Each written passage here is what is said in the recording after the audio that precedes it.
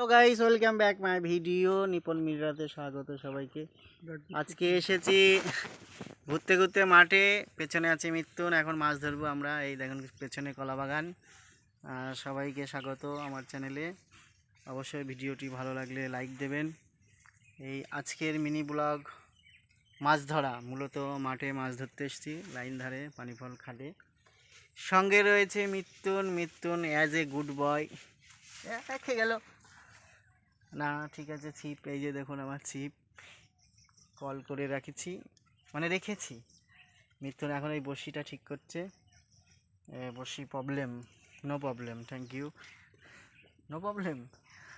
তো দেখুন চারিদিকে কি সুন্দর প্রাকৃতিক পরিবেশ।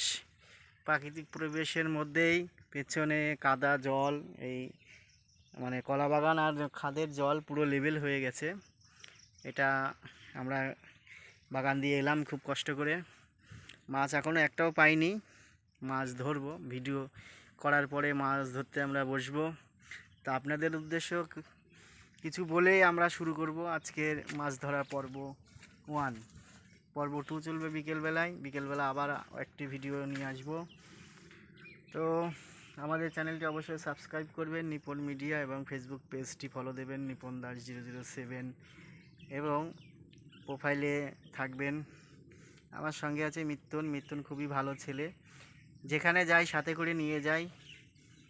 খুব দরকারি ছেলে, খুব কাজ করে, কিন্তু আশেপাশে এরকম ছেলে আর দেখা যায় না।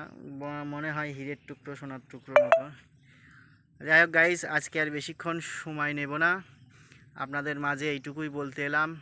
তো ছোট্ট একটি মিনি ব্লগ কেমন লাগলো আমাদের অবশ্যই জানাবেন। দুর্গা পুজোর পাককালে এসেছি মাছ ধরতে।